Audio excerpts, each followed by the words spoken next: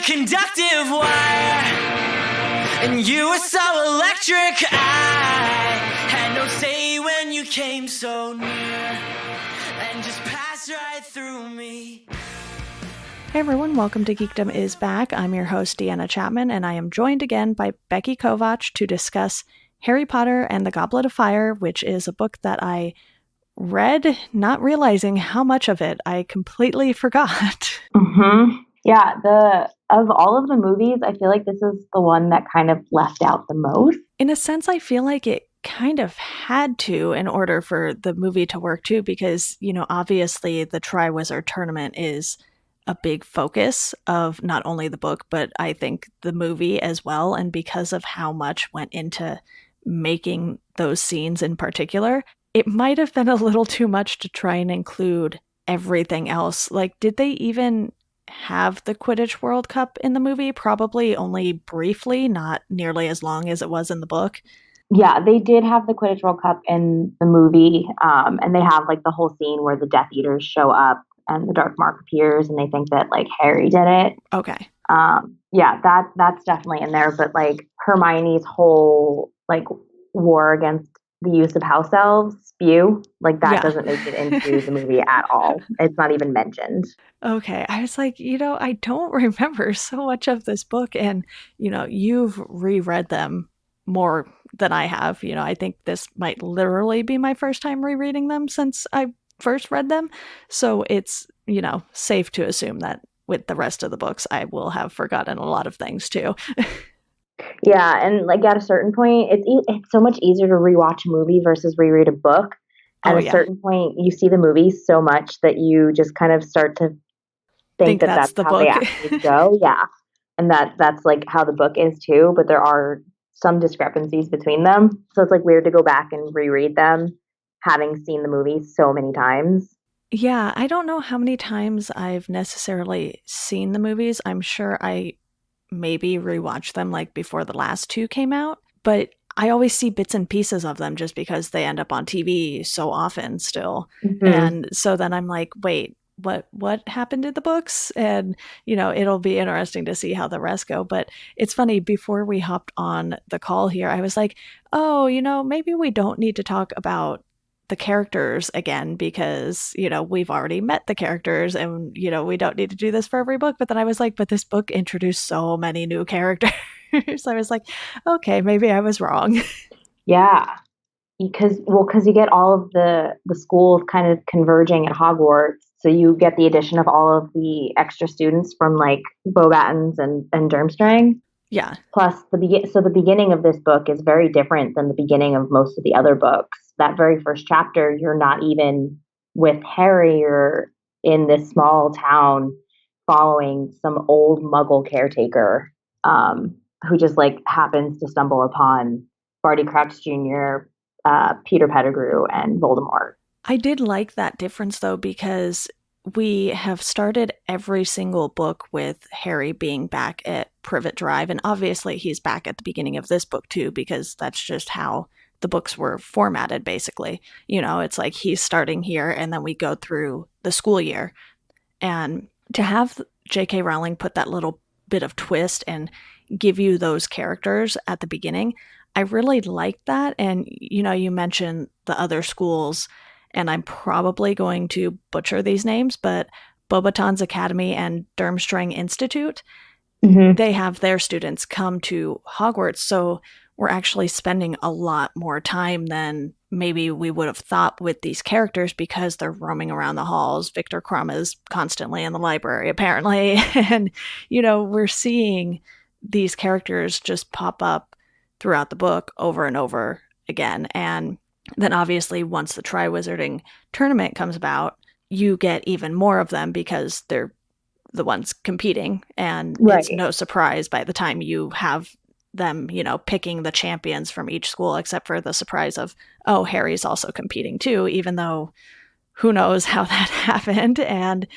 you just have these new characters who they don't really contribute too terribly much, but for the sake of this story, they kind of do just enough to propel our usual characters forward. Victor Crumb asks Hermione to the ball, and Ron is sort of all googly eyes over Floor. And you just have these things happening that aren't super important, but they play the role that they need to play in order to advance our three main characters of Harry, Ron, and Hermione.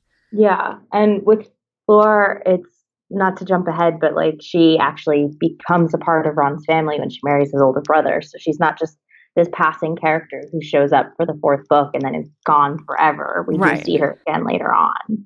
But yeah, the Victor Crumb is also, he's a big new character in this book, not only because of his kind of relationship or the fact that he's kind of smitten with Hermione, but he's actually introduced earlier than that because he's on the Bulgarian Quidditch team. Yes. Who plays in the World Cup against Ireland, and he's kind of everyone's favorite Quidditch player to watch. And even Harry ends up really liking him because he's sitting there watching him and he's like, okay, this is like the Quidditch player I want to be, sort of thing. And you sort of have Harry's fascination with him. And Hermione is very, very reluctant to even talk about Victor at first, which is so funny by the time he ends up asking her to the ball and everything. And it sort of puts this tension between Hermione and Ron because, I think this book did a lot with showing us how ultimately Hermione and Ron end up together. But one thing I did notice was like Ginny was in like one section where she ended up going to the ball with Neville. And you're just like, okay, I'm still not really seeing the Harry Ginny thing going on here. Yeah. She goes with them to the World Cup and then she goes to the ball with Neville. But other than that, she's like not really prominent in this book. She wasn't in the third one either. The second one is really the only time that she's prominent until later on. Right. So they don't really do a great job of kind of planting building that up seed and building that. Yeah. Until much, much later on, I think. But with Ron and Hermione, you're right that this is where we really start to see because Ron, he waits so long to ask somebody to the dance that he just looks at Hermione and he goes, "Wait a minute, you're not going with anyone, right?" And she's like, "Somebody already asked me." And he gets really annoyed about it. And even more so when he finds out it's Victor Crumb because this was one of his favorite Quidditch players. She didn't even want to give Crumb the time of day. And all of a sudden they're going to the ball together. And you have that moment where Hermione just yells at him too. And she was like, well, next time, don't wait so long to ask me if you want to ask me. And it's just such a great moment, even when you're just reading it on the page and not really getting to see it come to life, but just knowing what we know about these characters so far. And even the fact that, we know what happens at the end already since, obviously spoilers, but I don't know who's listening to this who hasn't read the whole series. It's also just one of those moments where you're like, yeah, I totally feel this. Been there. Like, don't wait so long to ask me because somebody else is going to, and then you're going to regret it. It was very nice to see how their relationship was able to go through these tense moments and still they were able to overcome it. And, Harry and Ron have had the same thing happen too, where they don't talk to each other. And, it's sort of just like, that's what happens when you're friends and that close with people. It's bound to not be perfect 100% of the time. And J.K. Rowling does such a nice job of bringing that across with the characters. You don't really get as in-depth of a look at any of the other friend groups really per se. And, we do get a lot more of Cedric Diggory in this. We can't forget to mention him. And it's funny because I remembered that he was a big part of this, but I didn't really remember anything about him other than that he dies. Yeah, he plays a huge part in it because he is kind of the rightful champion from Hogwarts in the Triwizard Tournament. And Harry's name coming out of the Goblet kind of steals his moment a little bit because everybody is kind of up in arms over the fact that there's supposed to be an age limit. Harry's not old enough. There's only supposed to be one champion per school. So Cedric's name comes out and everybody's all excited for him. Here's the Hogwarts champion. Then never mind. Harry Potter's name, of course, comes up. But we're first introduced to Cedric when they're on their way to the Quidditch World Cup. The Diggorys and the Weasley clan kind of travel together by portkey to the cup. And then Harry and Cedric kind of not butt heads as the tournament goes on. They actually end up kind of helping each other along, but there's definitely a lot of tension there too. There's a lot of tension in this book. There really is. And some of the tension comes with the fact that Harry seems infatuated with Cho and Cedric ends up asking her to the ball. So you have this Harry and Cho thing that still needs to happen before the whole Harry and Ginny thing too. And I was like, wait, we only have 3 books left. How does this all happen by the end of the 7th book?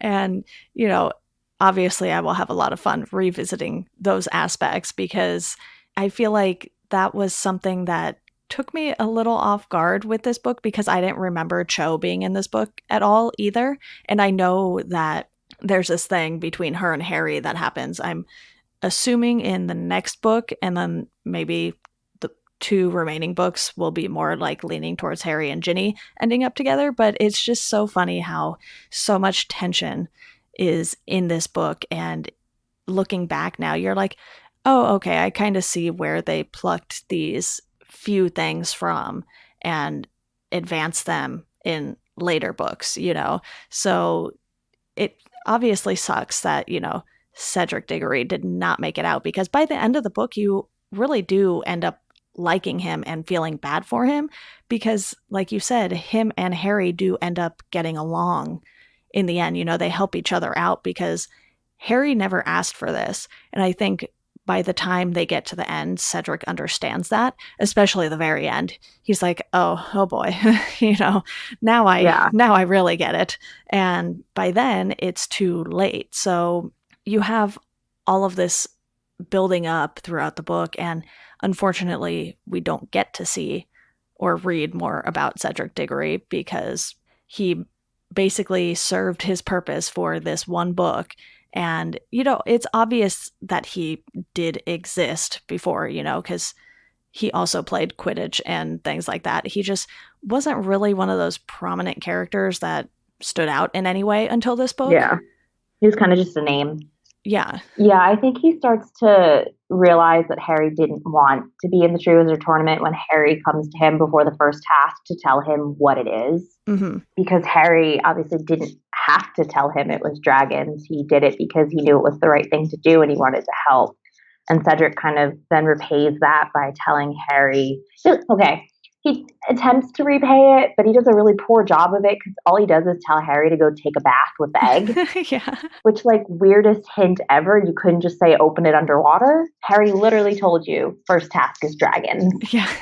But he attempts to repay Harry by helping him along with the second task. And then by the time they get to the third one, which is the maze, they kind of run into each other in the maze, help each other out of some tight spaces. And then by the time they reach the cup, they're both like, you know what, let's grab it together. Which obviously is a big mistake on Cedric's part, because what they don't realize is that it ends up being a portkey and they are transported. So it was basically all set up so that Harry would win and then he would be transported alone. Voldemort wasn't banking on Harry having the kind of compassion that he had for Cedric at the end and being like, oh, we should both take it because, he deserves it more than I did. And Harry sort of has this false sense of victory because he's like, I wasn't supposed to be in this in the first place and I really don't deserve it because, there's definitely a lot of odd things going on. And another thing I didn't really remember from the movie was all of his communication with Sirius. Mm-hmm. They definitely play it down a lot in the movie. Him and Sirius have kind of become pen pals. And then Sirius does, pop into the fireplace using flu powder to kind of talk to Harry after he gets picked to be in the Triwizard Tournament. And they meet up with him outside of Hogsmeade and everything like that. And I was like, oh, wow. I obviously remembered him from Prisoner of Azkaban because that story sort of revolves around him. And I was like, oh, yeah, all of this happened too. So this book just had so much packed into it, especially with the character work they had to do. And you can tell because this book jumps quite a bit in length. You know, my hardcover copy of it, I believe, was 730-ish pages. So Yeah. there's a lot in here. And I know some of the remaining books get even longer, if I'm not mistaken. Yeah. This was the first one, though, that, like you said, it really jumps in length. But it's totally earned, too. It's not like Right. it's just full of filler material that we don't really need, Yeah. because they have so much time between the events for the tournament that you still have to go to class and have, you know, your normal everyday lives going on. And there's just so much that Harry gets bombarded with all at once because of his inclusion in the tournament. And then, not to mention, you know, Hermione's whole thing with the house elves, you know, them working in the kitchen and trying to, you know, just make things better for them, even though she won't listen to anyone, that they like doing the work and that's sort of their purpose in life. Yeah. Literally the only elf that is like down for Hermione's whole plan is Dobby. Yeah. And then you have, I think her name is Winky. Yes. Who belonged to Barty Crouch. Barty Crouch Sr., and he fired her. He dismissed her after the Quidditch World Cup because she was found clutching Harry's wand, which was used to produce the dark mark. So everybody just assumed it was her, or they needed a scapegoat, more like, because nobody actually thinks a house elf produced a dark mark. Right. So she is also kind of featured in this book. She starts working at Hogwarts, except she is drinking butterbeer, and she is kind of just this sloppy mess of a creature because she doesn't want to take care of herself. She's so distraught over being dismissed. Yeah, it was an interesting look at just the lives of house elves in general, though, outside of, you know, what we knew of Dobby already. And another character we haven't even brought up is Mad-Eye Moody, who plays a big role in this book too. And in the end, it ends up, you know, someone was pretending to be Mad-Eye Moody and was really an imposter. And oh my goodness, so much in this book. Yeah, we think Mad-Eye Moody plays a huge role in it, when in fact it's not even him. It's Barty Crouch Jr., who everyone assumes is dead, or believes is dead. Yeah. He kind of took Mad-Eye's place right before he was meant to come to Hogwarts, and then pretends to be him throughout the whole school year, and it ends up he's the one pulling the strings and is the reason why Harry's name ended up in the goblet. Yeah, and that explains why, you know, the spells that were made to prevent underage students from entering did not apply because, you know, it wasn't a student who put his name in, and it definitely wasn't Harry. So you have all of these measures that have been taken, and someone still finds a way around them to do Voldemort's bidding and sort of to get rid of Harry, which, again, doesn't work. So, you know, they're just going to keep trying, as we well know. And, you know, another thing we have in here is the whole Hermione versus Rita Skeeter thing, too, which is hilarious. Hermione is just so feisty in this book. I really love it. Yeah, it's cool getting to kind of see that side of her because, you know, when you're first introduced to her in Sorcerer's Stone, she's just a very, like, goody two-shoes kind of character. But here we see her, you know, trying to help Harry with the clues, even though nobody's supposed to get help preparing for the tasks. She is trying to figure out how Rita Skeeter knows all these things that she's not supposed to. She's willing to bend the rules a little more in this book than the previous ones, I would say. Yeah, definitely. Rita Skeeter is also another new character in this book who plays a fairly large role, considering we've never even met her before. Yeah. She is such a pain in the ass. Am I allowed to say that? Yeah, she really is. She is there for the sole purpose of, like, stirring up drama. She shows up at the school the first time to do, like, a profile piece on all the champions, and it just ends up being a piece about Harry and his past. And, you know, she has this quill that writes while she's talking, and it's making up all these lies about, you know, Harry is crying during their interview when he's not. And it just all turns into a smear campaign, essentially. She's one of those reporters who is out for a story, but not the story anyone is going to actually give her. She takes everything out of context and just spins it to her own benefit. And, she does it to Harry, she does it to Hagrid, she does it to anyone she finds remotely interesting, it seems. Yeah, and she eavesdrops on everyone, and that's how she gets her story and gets information that she shouldn't have. She turns out to be an unregistered animagus, and she uses it to spy on people. All around, just a generally unlikable character. Yeah, and a whole other part of the book that I completely forgot about, despite knowing and remembering who the character was. As soon as I started reading, I was like, oh yeah, I remember this lady. And then it kept going, and I was like, wow, she was in a lot more of this than I remember. So, it's really fun just going back and being like, oh yeah, this is where this character was introduced and how big of a role they played. And because of this book being so much longer than the previous ones, there's so much more room to have these stories unfold in a more natural way without feeling like it was too cramped within the story. A lot happens in this, but it's so well paced that you don't even really notice it until you hit the end of the book and you're like, wow, that was a lot to take in. Yeah. I think we've covered most of the new characters that sort of play an important role here. Not totally sure, though. I think so. There's a lot of them.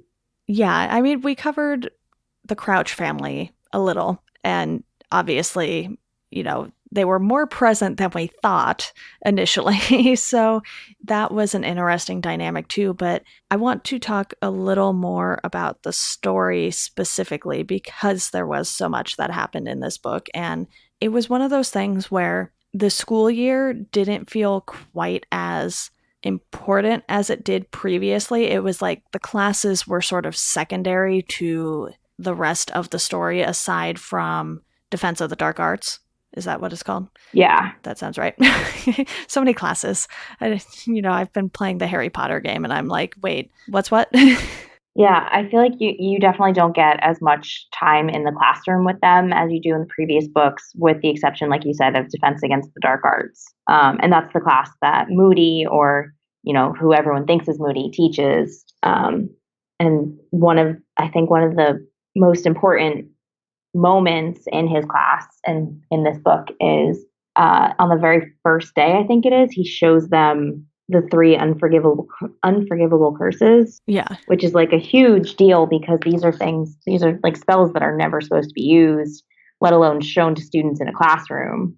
Those being the Cruciatus Curse, the Imperius Curse, and Avada Kedavra, which is the killing curse that Voldemort used on Harry and his parents. And it's something that comes up later on when Harry faces him again. So you have this moment in the book that sort of foreshadows everything that's going to come later on. And it's, like you said, it's by far one of the biggest classroom moments. And while you still get moments in divination class and Snape's class, they don't seem to hold quite as much weight as they did in the previous books. You had the time when Hermione was going like back in time and taking like a zillion classes, and it was something that was just so core to her character in that specific book.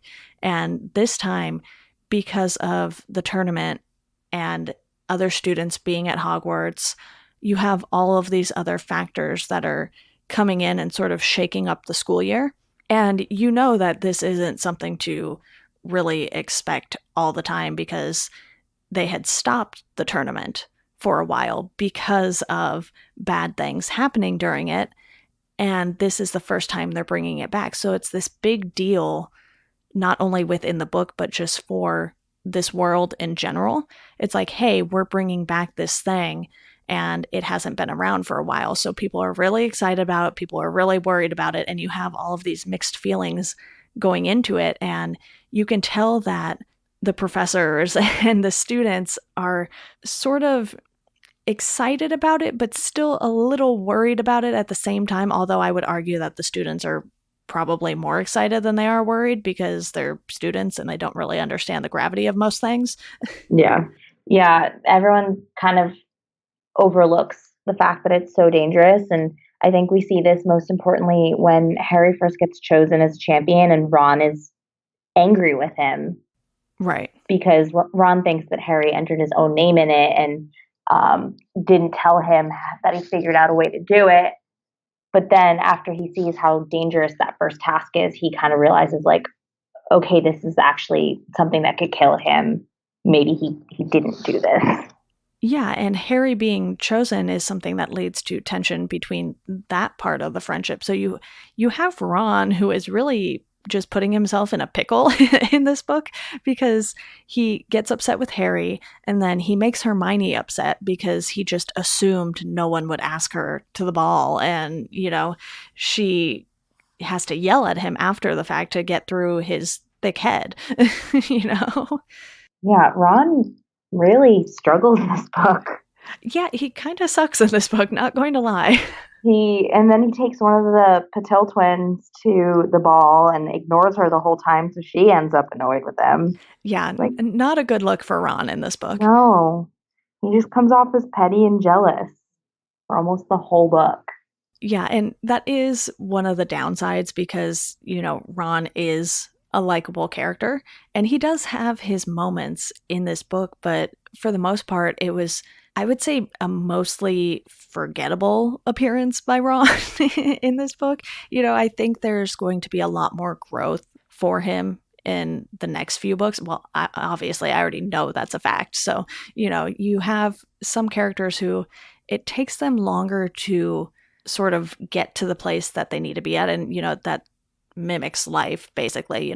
Someone might be a millionaire by the time they're 25 and the rest of us not so much. So, yeah, it's just people advance at a different pace than others. And obviously, Hermione is one of those people who is just go, go, go, go, go all the time. And Harry has this sort of legacy behind him. So Ron is like, well, I'm part of the Weasley family and we get made fun of because, we don't have money. And, he has his like dress gown thing for the ball and it's like all ratty in comparison to Harry's and he's upset about that. And there's so much going on with Ron's personal life that just sort of oozes out of the character until he's able to sort of move past that.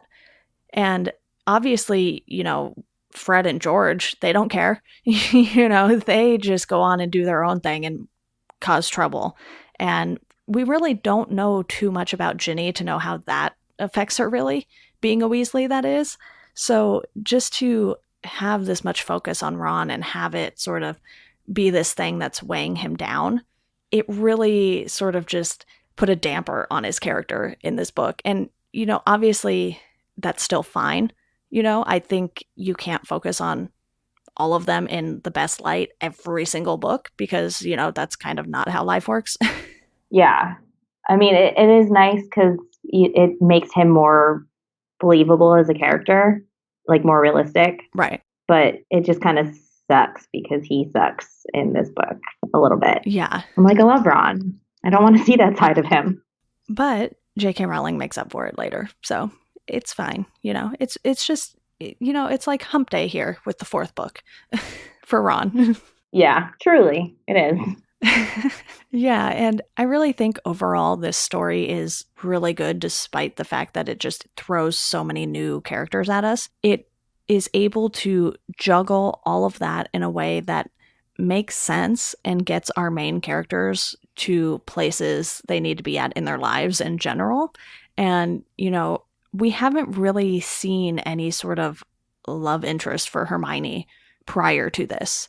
No. Ron and Harry have seen various girls passing in the hallway and, have made comments about them, especially Ron. That seems to be a very Ron thing to do. With Harry, we see him kind of chasing after Cho a little bit. Yeah, especially in this book. And you have these moments with Harry and Ron that are sort of more expected. But for Hermione, it sort of comes out of left field based on what we learned about the character in 3 previous books. She didn't really seem to have any interest other than going to class and reading all the books in the library, literally like all of them. Yeah. She's always been very focused on school and on just being the best student that she can be. So she never really paid much attention to anything outside of that. Or solving puzzles when it comes to Harry's life. You know, she gets really into trying to figure things out because it gives her an excuse to read more books. I can kind of relate. Yeah. Hermione is my spirit animal. Oh, I love Hermione. I wish I could spend as much time in the library as she does. Same. Sometimes I think her days are longer than everyone else's because she just gets so much more done than everyone else. I mean, in book 3, it is. Yeah, yeah, literally. Yeah, that is very, very true. But that does not go so well for her. So, you know, I think she's kind of laid off on that quite a bit. And it was one of those things in this story where you really see things click for all three of our characters in different ways. You know, Hermione was so against even like wanting to talk about Crumb and not understanding everyone's obsession with him because everyone was obsessed over him because of Quidditch. But she actually sat down and got to know him and then was like, okay, you know, he's not that bad. And obviously she liked him enough to say yes to, you know, going to the ball with him after the tournament and everything. And or was it before the end of the tournament? I don't even remember. So many things happened in this. The ball is before the end of the tournament. Okay.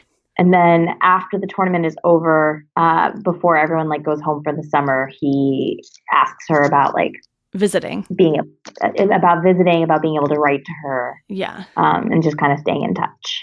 Right. And even though, you know, we know things don't really go any further with the two of them, it was just something that was nice to revisit and be like, oh yeah, you know, all of this happened and that's sort of what started this tension between Hermione and Ron, other than her usual disapproving looks and comments towards Ron for not doing something he should be doing. But just the growth of the main characters, you know, even for Hagrid too, you know, he has a pretty big part in the book and it's maybe not as much of a part as we've seen previously because it's more on a personal note with him. He's not really with the kids quite as much. You know, he's obviously still teaching and he really loves his dragons. And, you know, so that first event is sort of like this big deal for him probably because he's probably all excited about the dragons and everything. But then Hagrid is another one that we get kind of a love interest for in this book. Unexpectedly. What her name is Madame Maxine? Yes. And she's the headmistress of Beauxbatons. And she's like half giant, but she doesn't want to admit it. Which I thought was very interesting because I didn't remember the whole thing about giants being like mean and cruel and things like that. And, you know, because the only one we've known about is Hagrid, it's like, oh, okay, that's sort of a weird thing to throw in here when it goes against everything we know about Hagrid. So, you know, why would she be so ashamed? And then we find all of that out and we're like, oh, you know, now I kind of get it. So you have these things going on with Hagrid that he's not necessarily sharing, but sort of end up being found out about through other means anyway. Yeah. Oh yeah, so much story in this. I feel like we're probably leaving out like 20 other things, but you know, we haven't even really talked about the Malfoys in this. And I wouldn't say Draco plays like a super big role in this. He's sort of just being Draco in this, and then he ends up being shut up by someone. So it's one of those things where we learn more about the Malfoy family without them necessarily needing to be overly present. Yeah, they're not super prominent in this one. I honestly don't even remember a ton of like what Malfoy does in this book. I think it's mostly him just, you know, like making comments about Hagrid being a teacher and stuff during the Care of Magical Creatures classes and him just being a typical jerk. And that's kind of all I remember. I think the more important thing that I remember is the fact that we learn that his parents used to be Voldemort followers. Yeah. Yeah, we learned that. And then I think the one other thing that he like does is kind of lead the students' campaign against Harry being a Hogwarts champion. Oh, yeah, that's the other thing, which, you know, was pretty minor considering it's Draco, you know. That's sort of just something, you know, it was like a smear campaign, basically. Yeah, exactly. That's exactly what it was. And it didn't work out so well for him. So, you know, there is that. Oh, and didn't Mad-Eye turn him into like a ferret or something ridiculous. Oh my God, yes. How could I have forgotten that? That's one of the best moments in the book. And the thing is, like, it wasn't really Mad-Eye, but it was still really, really funny. Yeah, it wasn't Mad-Eye. It was Barty Crouch Jr., but Malfoy like goes to attack Harry from behind, and Mad-Eye stops him by transforming him into a ferret and then kind of bouncing him around. Yeah. And McGonagall like witnesses it and gets very mad at Mad-Eye because of course transfiguration should never be used as a punishment, but like it's Malfoy, come on. Yeah. And you know, it's funny because Barty Crouch Jr. really pulled off Mad-Eye pretty well. You know, that's exactly what I would expect a character like Mad-Eye Moody to do. He's like not going to put up with kids like Malfoy. And I think he really sold it up. Well, obviously he really sold it if even, you know, Dumbledore didn't realize it right away. And I think that was one of the things that we don't really get to see a lot of Dumbledore in this, but we get just enough of him, like when Harry is in his office and he sees the trial and everything. That's another moment that was important, but it went by so fast. I don't even know if it was a full chapter. It might have been like 5 or 10 pages or something like that. And in a book this long, you know, it might not seem that important because they didn't spend too terribly much time on it. But at the same time, you know, Harry has all these questions after seeing that. And it's sort of like Harry is getting bits and pieces of what he needs to know from Dumbledore, not necessarily intentionally, because that is something that Barty Crouch Jr. wouldn't have had any power over. So Harry probably wasn't supposed to see that trial and have all those questions for Dumbledore later. Yeah. I think this is our first time seeing the Pensieve too, right? If I'm not mistaken, it is. Yeah, so this is our first time seeing that, and it kind of does play a larger role later on. But yeah, Harry seeing the trial was definitely not supposed to happen. He starts to learn more about, you know, what was actually happening after Voldemort's downfall. Yeah. And I think this is the first time when we really start to hear about what happened to Neville's parents too. And that was something that Dumbledore was pretty protective of because it's not his place to really tell that full story, you know? Right. And it's one of those things where Neville is the kind of character where you know who he is, but there's still sort of this mystery surrounding his backstory and everything because we know he is raised by his grandmother. She sends him, you know, these packages and stuff and howlers or whatever and really embarrasses him at times, which isn't hard to do. It's Neville, you know, not too hard to do to embarrass him because he's pretty good at doing that himself too. But you sort of start to understand more about his character in this, even if he's not super present in it. Ginny ends up going to the ball with him, and I don't know if we get too terribly much of him outside of that. It was like him and Ginny didn't have a ton to do, so it seemed like she just sort of put them together for a little bit. You know, nothing's really going to come of that. It was sort of like Ginny wanted to go and Neville didn't have anyone to go with, so they went together. Yeah, so we get that, and then when Mad-Eye is showing them the unforgivable curses, yes. we see that Neville gets very upset over the Cruciatus curse, which we learn later on is what happened to his parents and what drove them mad. And then we get like kind of the mention of his parents in Harry's like view of the trials. But other than that, Neville doesn't take too big of a role in this one. Right. And it's a pretty sad backstory for him too, once you get all of this information. And it's kind of a bummer that you don't really get to see any of that dealt with in this book.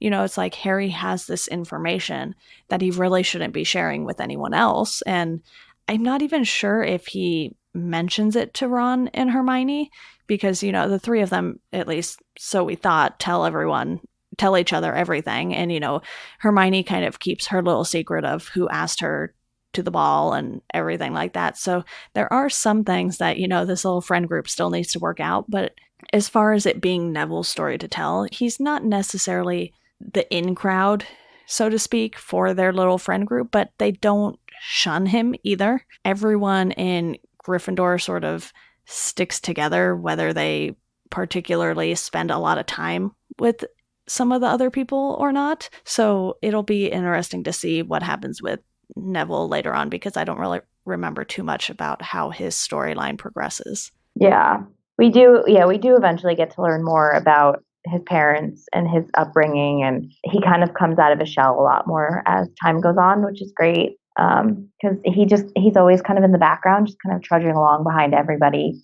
And as he gets older, he gets stronger, he gets more confident, and it's cool to see that growth for him. Yeah, so even though Goblet of Fire was a lull for some of the characters, again, I think it's just circumstances because of the tournament and that sort of disrupting the norm around Hogwarts. So you have all of these other characters coming in, and, you know, from the other schools, we don't really learn too much about any of the characters outside of Fleur and Victor. So there's not too terribly much there. I mean, the headmaster at Durmstrang ends up being, you know, a follower of Voldemort, an ex-follower of Voldemort, you know, as was Snape at one point. So you have these characters who have this dark past, and they have this mark on their arm that sort of comes back and starts burning. So you have this suspicion going around too, and in reality, he ends up fleeing, and for good reason, because, you know, he knows something bad is going to happen, and Snape knows it too. So you have these characters who have this sort of dark past, and we're starting to learn more and more about Snape as well, even though he's not the teacher who gets the focus because of Mad-Eye Moody coming in and then turning out to be an imposter. Yeah, I think this is when we learn that Snape used to be a Death Eater too. Mm-hmm. Like we always kind of have the suspicion, but this is the confirmation of it. Yeah, and still the fact that Dumbledore trusts him says a lot, because we find out that Dumbledore doesn't necessarily always do things the normal way, which isn't really all that surprising. But, you know, the Ministry of Magic is like, you know, we kind of let you skate on a lot of stuff here. And Yeah. There's still this respect that goes around when you say Dumbledore's name, especially within the Ministry and just on the grounds of Hogwarts in general. So, you know, he might not be the most by the book headmaster, but he is someone who people have come to respect, whether it's Snape or, you know, McGonagall or any of the other professors at the school, because there's a reason for everything that he does. And we quickly learned that. We didn't need to say that in this book necessarily. We knew that by the end of the first book, pretty much. So you have this headmaster who is very different. Well, you have all three headmasters and mistresses who are very different from each other. So just getting them all in the same room together and seeing how they interact and everything like that was just so fascinating too, because it wasn't necessarily the big moments that caught my attention. Sometimes it's the smaller things and you're like, oh, okay, yeah, definitely forgot that detail there. Yeah. So I think the listeners know by now that I clearly forgot a lot of this book.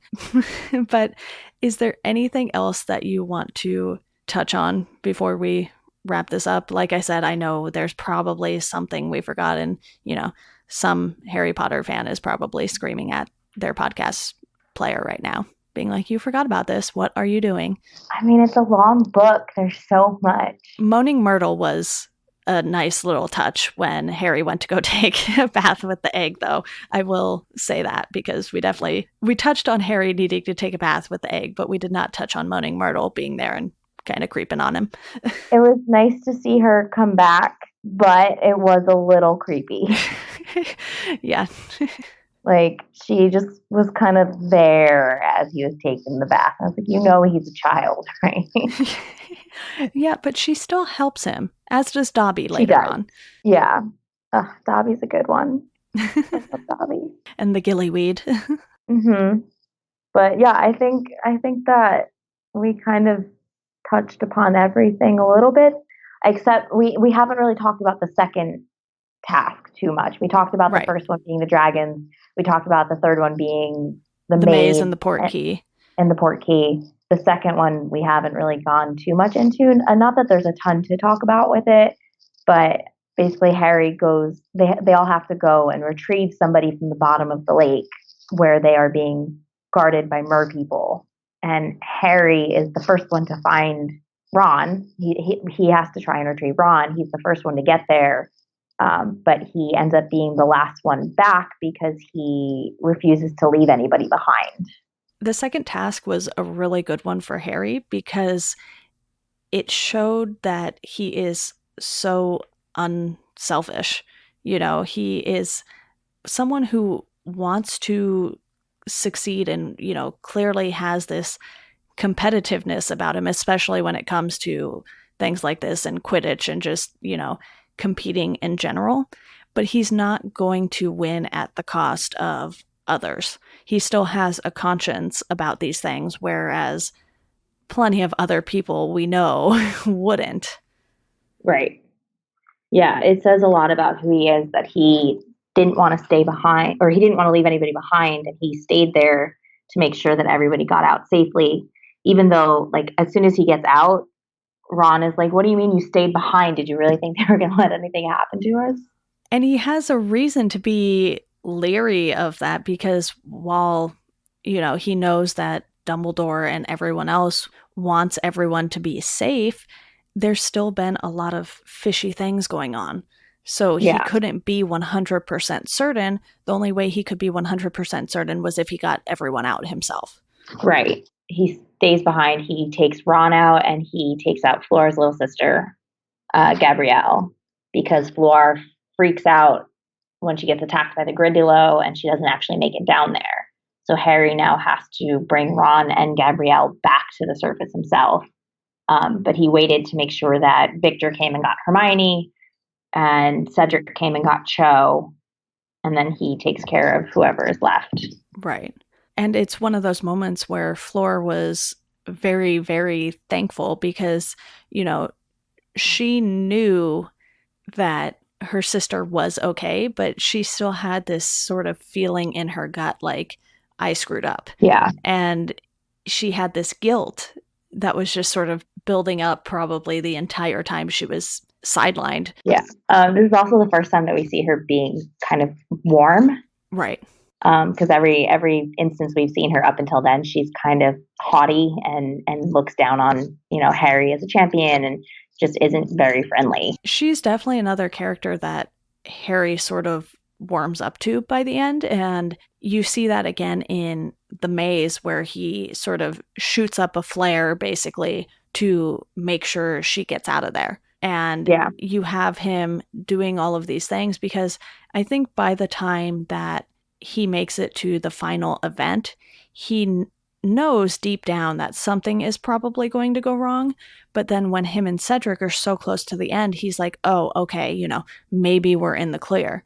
And turns out they weren't. And then Harry has this guilt because Cedric pays the ultimate price for it. Yeah. And that's something that Harry carries with him well into the next book.